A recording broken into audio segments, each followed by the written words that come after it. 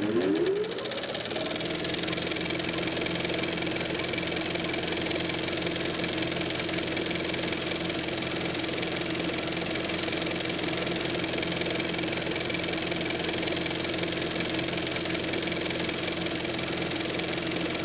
in my office. I get a call from Mike Stewart. Mike was the man who was running United Artists Records and Music Publishing for me. And he said, I got a call from London from Noel Rogers, who runs our publishing company in London, and there's this rock group called the Beatles, and they're interested in making some rock and roll movies. I said, what do they cost? He doesn't know exactly, maybe 60, 70,000 pounds. I said, do we get publishing? We can get some publishing. We get soundtrack albums? We can get soundtrack albums. I said, if we can get those rights, there's nothing to lose, because those rights will be worth something, even the movies aren't a hit. And you never know with these kind of things. So I approved a 3-picture deal with this group called the Beatles, that of course I'd never heard of. I remember Brian getting very excited about the fact that the Beatles had been offered a movie. And of course he'd done a deal with United Artists, not for 1, but for 3, as a kind of package deal. And like quite a few of Brian's things, it wasn't all that great a deal. In fact, I believe the movie was made for less money than the first album of the Beatles created. When the Beatles were first told by Brian Epstein, I can set up a movie for you, they didn't want to do it because they were looking at past track records of the movie business, and the whole standard of pop music on film was not good in the early 60s. They had no storylines at all. You would have a parade of guest artists coming on and performing, not even their hit singles, but a fairly bad single written specially for the soundtrack of the movie. So the press weren't at all moved by the fact that there was going to be a film made. Britain was just over the moon at this fantastic phenomenon, the Beatles, and they were just as excited, not big-headedly, but look what's happened to us, 4 kids from Liverpool.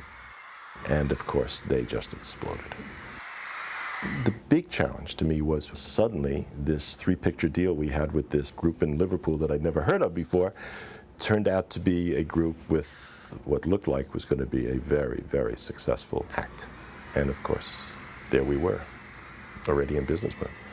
And that's when the decision as to who was going to make the movie became essentially, it was the heart of the matter. United Artists approached me and asked me if I'd make a film for them. And I thought they had a script or a book or something. And I said, what have you got? And they said, well, we want to make a movie with the Beatles. I said, sure, I'd be happy to. So they introduced me to Brian, and I guess he thought I was okay. And next thing I do, I had to meet the Beatles. Well, the first meeting I had with him, Brian Epstein was supposed to bring them to my office in London, and he showed up on time, but the Beatles, they didn't come. Brian came, and he apologized. He said, I'm afraid we'll have to do it some other time, but they're over at EMI Studios at Abbey Road in on a session that another group that Brian had managed, so I have to go over there to meet them. So I said, well, can I go with you? And he said, certainly. So we jumped in a taxi, and he said, well, let's stop by their apartment here in London first. And sure enough, they all came down looking for a taxi. So they jumped into our taxi, and you know London taxis are only for 4, so there's 6 of us in there. And I thought I was in the middle of a Marx Brothers movie. Every time the taxi stopped, they'd grab all the newspapers that had Beatle headlines, which they did. And I asked the Beatles, when could we start filming? And John opened up his little diary, and he said, well, we're going to the Bahamas for a holiday. And then in February, he said, we're going to go to your country. We're going to go to New York and do something called the Ed Sullivan Show. And I said, well, that'll be fine. While you're in the Bahamas, write at least 6 new songs for our picture. And John said, well, what's the film about? And I said, I don't know. We haven't got a writer yet. And he said, well, what kind of songs do we write? And I said, Beatles songs. I don't know, 2 up-tempo, 2 ballads. I don't know, write 6 new Beatles songs. And John said, you have a director in mind? I said, yes, another American over here named Richard Lester. And he said, what has he done? And I said, well, he's done some very good television stuff with the Goons. Now, the Goons were an English comedy group that predated the Monty Python group. And Dick had directed their television, and I knew that the Beatles were Goon fans. So when I said Dick Lester, they said, well, get him. And that's how it all started. I knew Dick through his work with Spike Milligan and Peter Sellers and the Goons, which, of course, because I made all their records. And Dick Lester was an unconventional type of director. He'd grown up in the world of advertising films and shortcuts and all sorts of things. And that kind of led to A Hard Day's Night. So I was quite expecting an unusual kind of movie. And I was glad he was on board, because I certainly didn't want another summer holiday. I went to Dick and I said, okay, I want you to make the Beatles movie. And he was very intrigued. He says, what do you think it should be? I said, I don't care. It's your responsibility to decide what kind of movie it is, how to make the boys work. Tell me who you want to hire to write this script. Come back with it, and whatever you do, I'm sure we're going to want to go. So the entire creative input as to what this movie should be and how to maximize the talents of this extraordinary group of young men came from Dick Lester, Alan Owen, and Walter Shenson. I think the Beatles were more interested in not being like the other films than I was, because I don't think I had seen that many of them. I did know deep down inside me that I'd wanted it to be as natural an experience for them as possible. We were allowed to do it if it cost under £200,000. We were to shoot in March, and we had to be in the cinemas in the beginning of July. I met them in October, the Beatles in October '63. I proposed a writer from Liverpool. They accepted me because I was a poor piano player, and therefore they at least felt that I would understand where an 8-bar phrase should be and how I could cut round it. They accepted Alan Owen as the writer because he seemed to be able to produce a sound that they could manage to do. And as they say pathetically, the rest is history. I saw an outline. I don't remember seeing a script. Can you imagine what a script of Hard Day's Night would have looked like? I mean, it would have been 14 pages long and a lot of stage directions. It didn't make any difference. I trusted Dick. He was finding his way. He was dealing with the boys. There was going to be an album. God be with you. Then Walter Shenson, Alan Owen, and I went to Paris to the George V, where they were doing one of their first concerts in Paris, and watched them in their hotel rooms, in their cars, backstage, doing interviews. And in essence, the film wrote itself. This is the first weekend I got to know them, and this was the first put down I got. It was wonderful, because I arrived at the hotel in Grafton Street, went upstairs, and I was parched. I really needed a beer very badly. So I said to Paul, Paul, is there any chance of a beer? And he said, oh, you want a beer, do you? Hey, Alan Owen wants a beer. And Ringo said, oh, does he want a beer? And George said, hey, well, he would, wouldn't he? And so and so. And then he picked up the phone and he said, excuse me, room service, could you send, what sort of a beer do you want, Alan? And I said, a Phoenix. All right. Could you send up a Phoenix beer, please? And 4 large scotches and 4 cokes. And that was, from that moment on, I knew I was in for put-downs. I remember John saying of Alan Owen, who was a Welshman who wrote about Ireland and came from Liverpool, the trouble with you is you're just a professional Liverpudlian. And Alan said, well, it's better than being an amateur one, John. I wouldn't take any credit away from Alan. I thought the script, the first one I read, I thought was brilliant, much too long and much too scripted. But it was great. I don't know another writer that could have been as perceptive as that in the short time allowed. They did a certain amount of ad-libbing, maybe 5 or 10%, but I've got Alan's script, and all the ad-libs that you think are ad-libs were written by him. And then from then on, it was just the madness of getting ready to shoot, because they then went over to do the Ed Sullivan Show, and their personalities and their success took a fairly big leap forward in terms of the world's awareness. So that by the time we started, our biggest problems in filming were the tactical ones of how can we not let people know where we're going to be filming. I think it was the day where they're starting at Paddington Station. I heard they were starting each day at a different place, and I got on the train, and of course lots of kids start screaming. It's just hysteria, you know, you can't imagine what it's like. And I remember they were so happy, they're having such a good time, and it was so raw and so fresh. That's what I was missing with all these other things I've seen before, and it was great. It was fantastic. I've a good mind to thump you, Shake. Hey, if you're going to have a Barney, can I hold your coat? He started it. I did not, you did. On the first morning, we were sitting at tables in the restaurant car in the train, and I was sitting opposite George doing a crossword or something as usual, and the train stopped, and down below there was what had been the bed of a stream, but it had dried out, and both sides of it were thick bulrushes for about 20 feet, and some kids had obviously been running along, trampling them down. And George just said very quietly to nobody in particular, "Oh, look, there's Moses." And I started to laugh, and I thought, I think I'm going to get on with these fellas because they all had great senses of humour. The old fella said that could he have these pictures, and Norm said no, and all I said was, well, why not be big about it? And? Your grandfather pointed out that Shake was always being taller than me just to spite me. I knew it, he started it. Hey, Paulie, would you ever sign one of them for us? Come Ed, Shake. When we finished the first day's shooting on the train, they had been dropped off in a field outside of London. The train came back into the Marylebone station, and out of nowhere, again, children were starting to run towards the train. At that point, our clapper loader, who was about 24 years old with the same sort of hairdo, came smiling down, having finished the first day's work with all the negative, and the screaming started. And he panicked, and he thought, I've got to outrun them. And he started to run, and he was carrying 8 or 9 tins of film, and they caught up with him, and the film got dropped, and we lost half the first day's shooting negative. It was lying around under the tracks, and he ran for his life. Our philosophy was, we chose the filmmakers we wanted to be in business with. We approved the scripts, we approved the budgets. They had final cut as long as the film stayed within the budget and followed the script which we'd approved. We approved the cast, etc. I had no idea what was going on, other than the fact that Dick was making the film. The word was kind of, wow, this is a strange little movie. And I was just waiting to see the film when it was finished. I certainly knew it was having a certain style, but that's great. I mean, it should be something different. The sense that there was a slightly surreal element to the film was something that was very important to try to get in.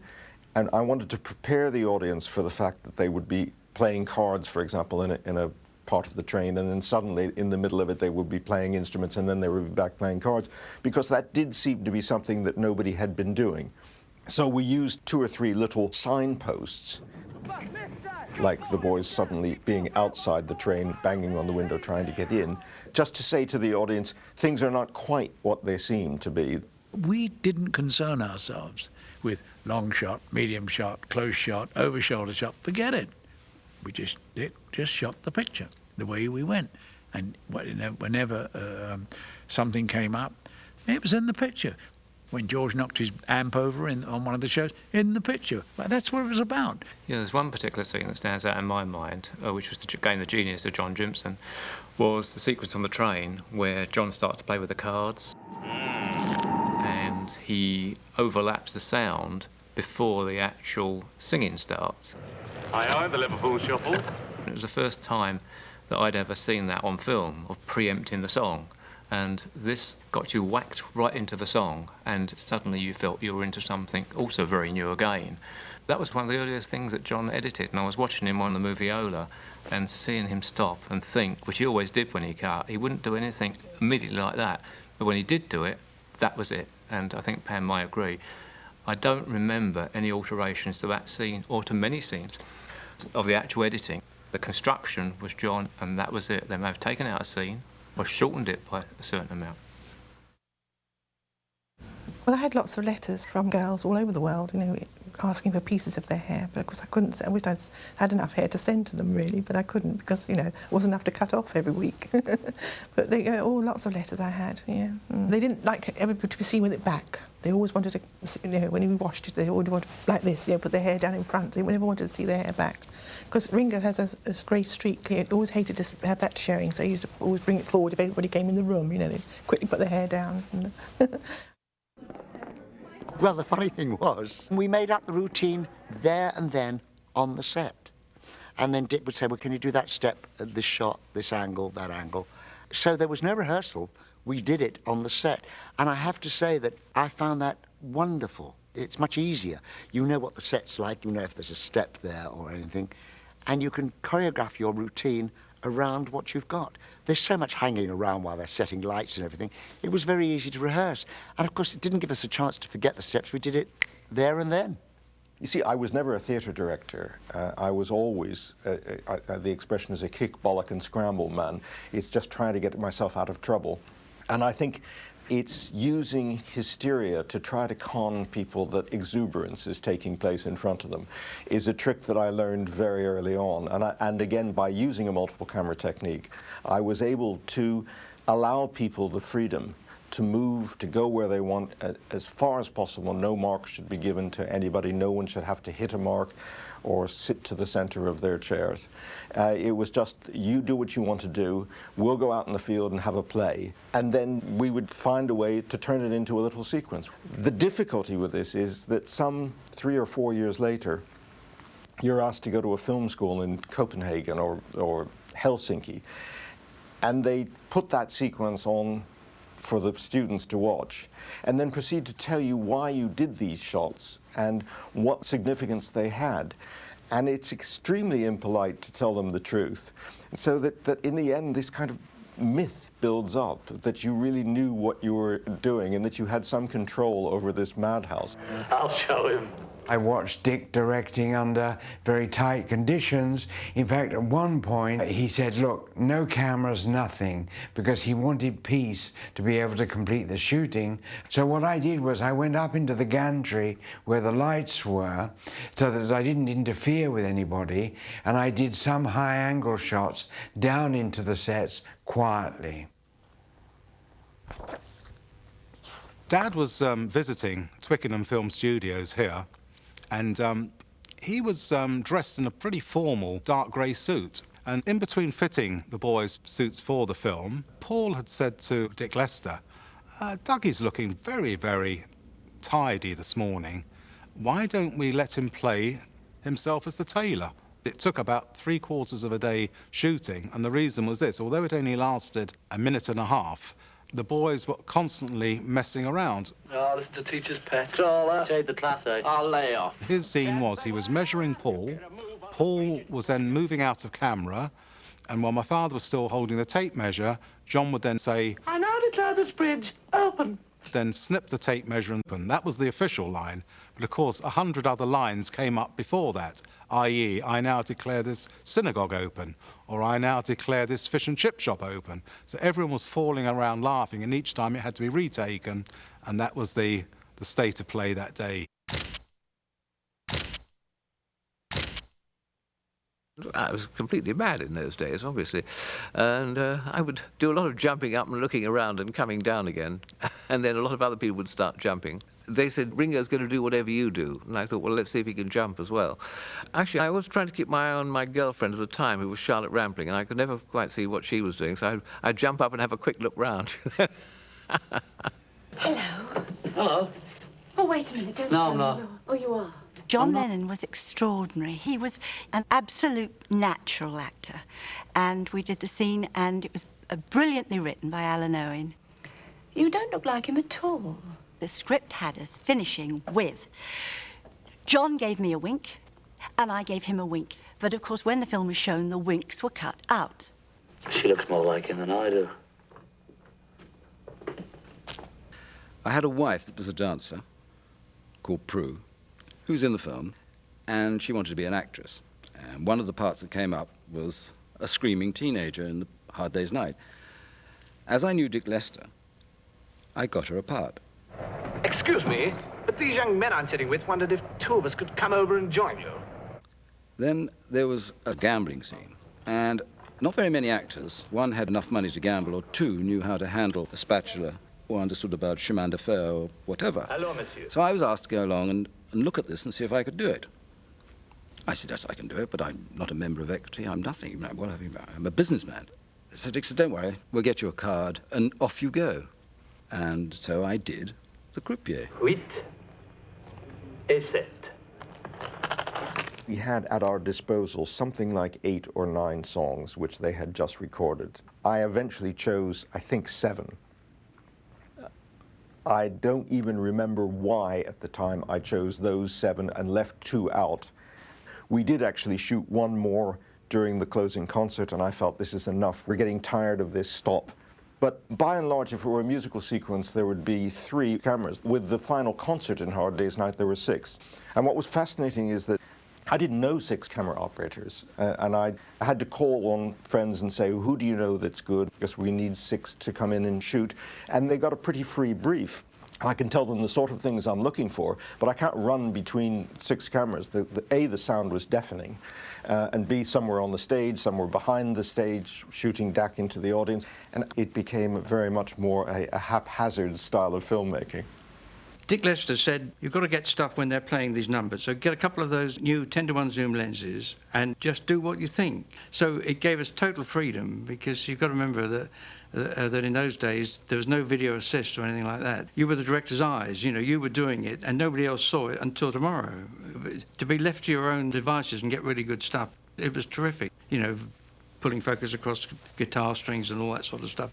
We established a style that's still used today when they photograph pop groups. You know, it's the best way of doing it, you know, get all the hand movements and stuff like that. They shot masses of material, as you can imagine, because there were a lot of numbers being covered. And out of it, when we went to put it all together, of these 6 camera operators, we looked at all the material, and in the end, one of them, who was a very well-known camera operator, we never used 1 foot of his film. Whenever something was about to be interesting, he would move off and look for something else.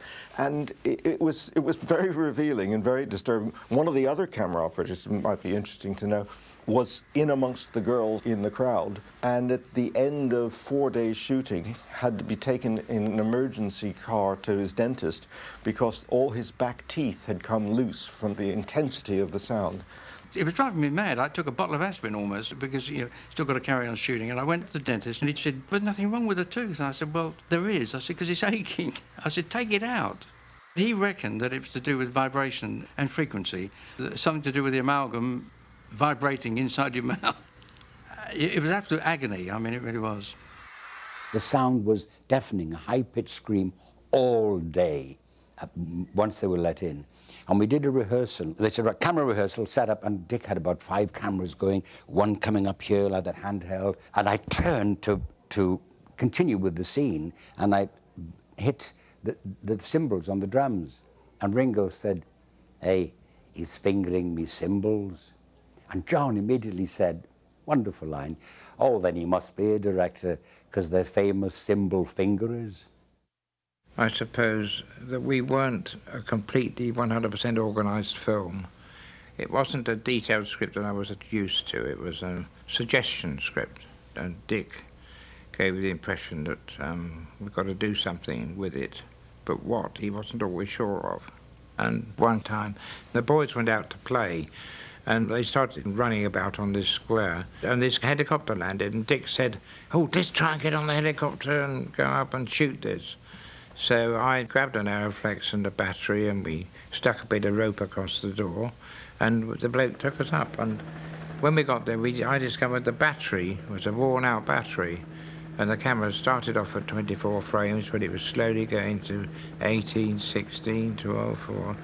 And I thought, well, the only thing hope I got is to stop the lens down, because we're getting more exposure because it's a thing. So I stopped the lens down.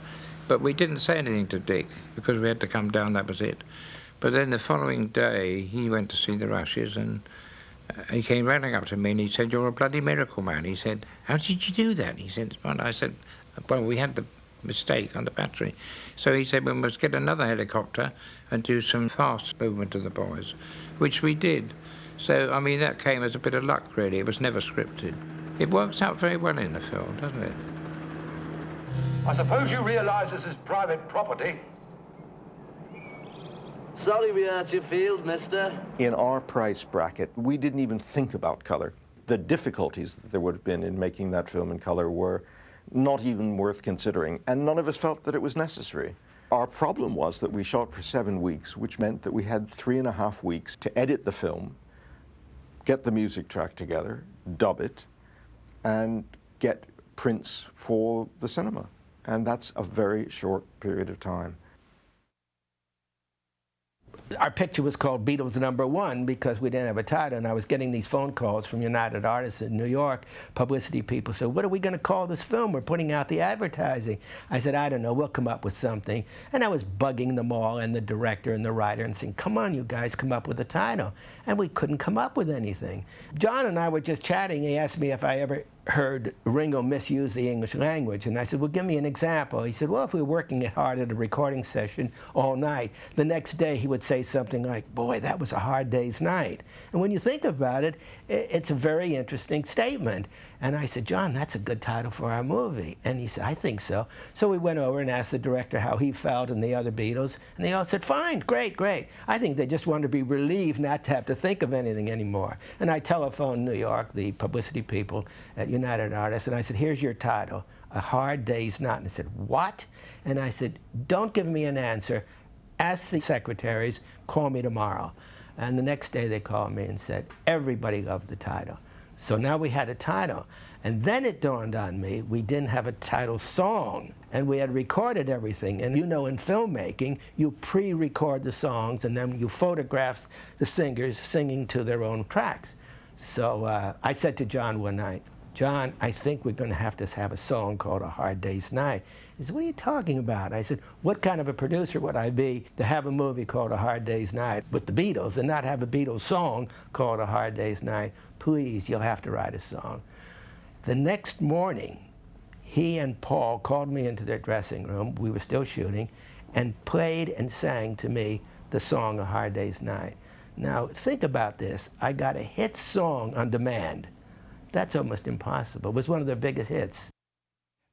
When I was asked to do the poster for the film, they saw some material that the United Artists New York Publicity Office presented in London, and they didn't like it. Walter didn't like it, Dick didn't like it, Beatles didn't like it, because it was sort of cartoons with wigs, and I didn't feel that reflected what the Beatles really were. So Walter said, well, look, can you come up with anything? So I said, what about doing a sequence of photographs of each individual so that there's a feeling of animation from each individual Beatle?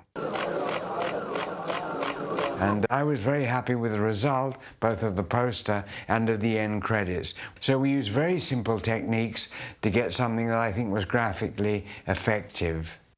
Out of kindness, because we only had a few days before we had it in the cinema, we showed it to the executives who flew in.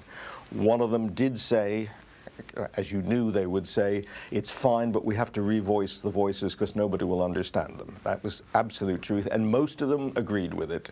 We've become a limited company. And I threw a fit. And so it didn't happen. Whenever you make a film and you show it to strangers for the first time, you are apprehensive. And it was silent, and it was a smaller cinema in London.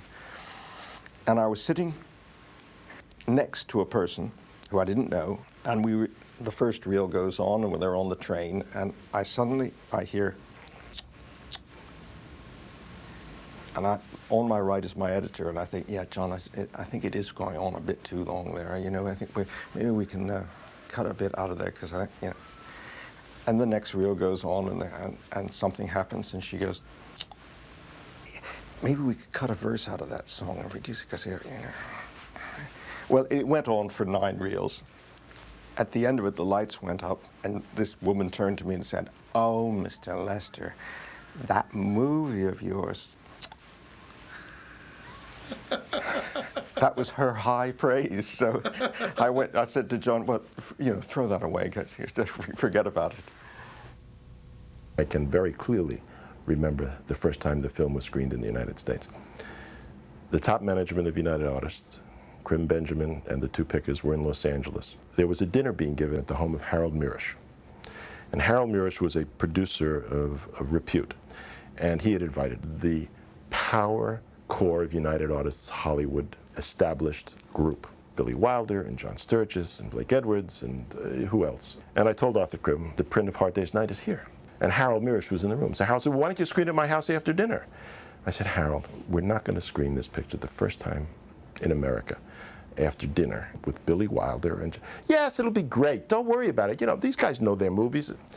Bottom line is, we have the dinner, couches are turned around, and the Trillo or the Picasso goes up into the ceiling, and we screen Hard Day's Night. It was not a long movie. I don't remember exactly how long, but it was not a long movie.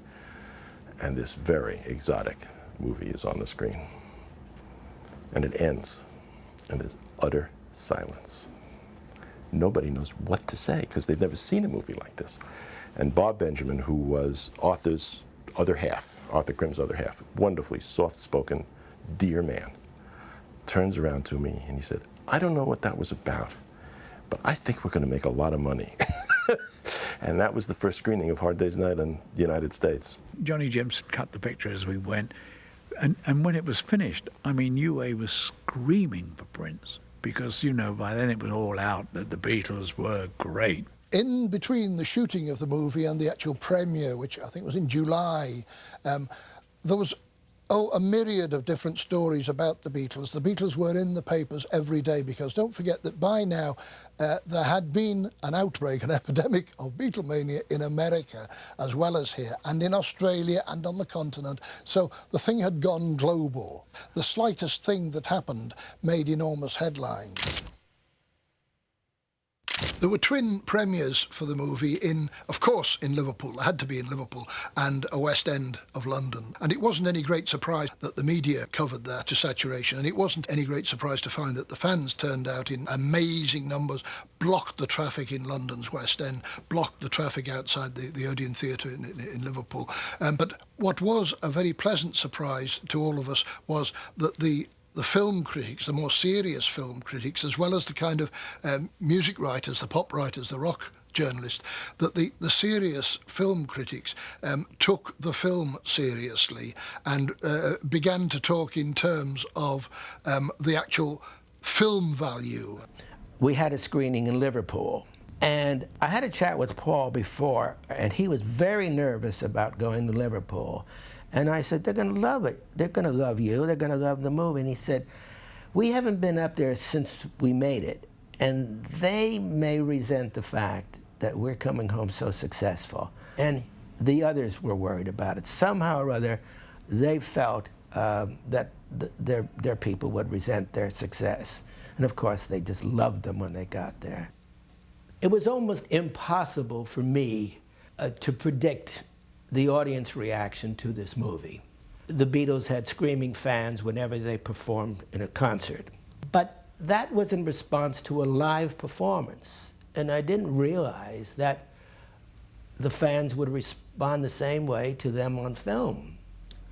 But an early clue to the amount of enthusiasm from Beatle fans was the night of the performance for Princess Margaret in Piccadilly Circus, when there were thousands and thousands of people. And I was told it was like VE Day. And obviously, when royalty attends a premiere of a film, there's a lot of protocol.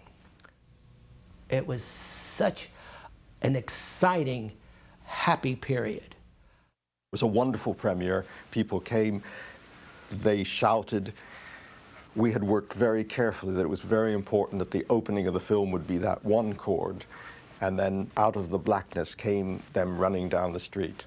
And at the premiere, they had the mighty Wurlitzer organ of the London Pavilion, and a guy rose up and played Beatles hits on the mighty Wurlitzer organ, at which point the lights in the cinema dimmed, and the film is about to start, but he hadn't finished his song, so they took the sound off the film, so there was no chord, and people started running while he was still finishing off a few songs, and then slowly he descended, smiling and waving. So, you know, it started off well. I think everybody was just kind of stunned by it, because it was such an anti-Hollywood type movie. I mean, they didn't know Dick Lester really, and the style of this movie, the talking into the camera, the whole thing about it, the irreverence of it, all of it, and these kids themselves, who they'd heard of, obviously, was kind of stunned them, because the movie is really a very unusual experience, and certainly breaks every rule that, you know, even the best of the Hollywood movies followed. Nobody disliked it, but nobody had expected what they saw. Come here, you lot. Try to act with a bit of decorum. This is a posh place. We know how to behave. We've had lessons. I'm sorry, sir. Members and invited guests only. Oh, yes. It was a happy film. Everybody enjoyed it, even mums and dads. And there were a couple of Academy Award nominations. One was for Alan Owen, most deservedly, because he wrote the original script. The other was for me, rather undeservedly. But I was given an Academy Award nomination for my work in directing the music. There was such an aura about them, and they had such an impact on everyone's lives that I think the exuberance just carried us on. And I was just lucky to be part of it. And because of it, I was sent a parchment scroll, which, I think you know the story, I was told that I was the father of MTV, and I wrote back and demanded a blood test. Hard Day's Night is simply a classic example of what happens when enlightened management gives brilliant talent the ability to create. I think the film actually widened the horizons of the Beatles. I mean, they'd been very successful from their small beginnings. They'd really conquered the world by this time. But the film set the seal on it because it brought them a wider audience, it brought them a wider range of ages, and made everyone realize that these weren't just fly-by-nights. They were great talents.